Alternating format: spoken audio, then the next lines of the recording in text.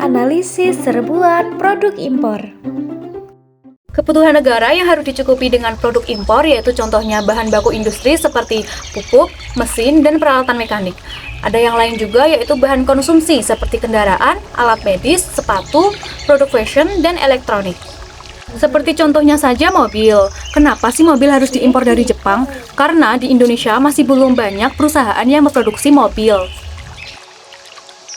Seperti inilah perbandingan mobil lokal dan mobil impor. Produk yang tidak sesuai dengan kebutuhan dalam negeri yaitu 1. Produk bahan baku konsumsi seperti bahan makanan seperti beras, jagung, dan daging.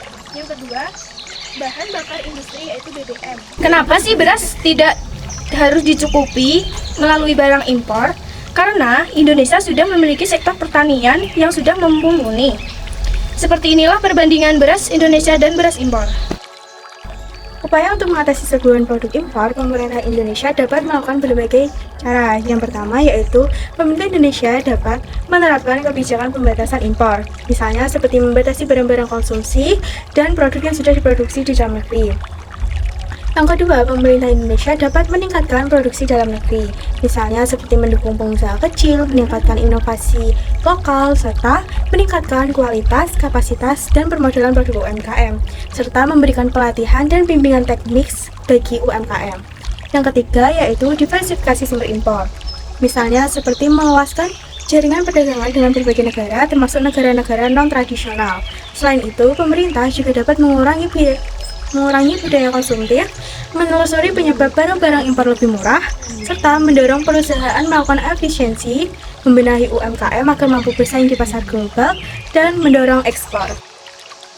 Dampak positif dari produk impor yaitu konsumen memiliki lebih banyak pilihan produk, harga produk lebih kompetitif, transfer teknologi dari negara maju, memenuhi kebutuhan dalam negeri yang belum bisa dipenuhi, meningkatkan hubungan perdagangan internasional.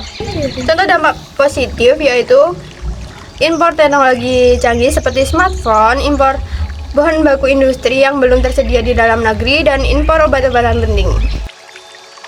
Dampak negatif dari produk impor yaitu persaingan dengan produk lokal yang meningkat.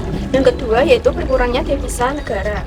Yang ketiga yaitu industri dalam negeri bisa terancam. Contoh dampak negatif yang pertama yaitu impor beras yang berlebihan dapat mematikan petani lokal. Yang kedua, impor pakaian murah yang mengancam industri tekstil domestik. Yang ketiga yaitu impor mainan dan mempengaruhi produsen mainan lokal.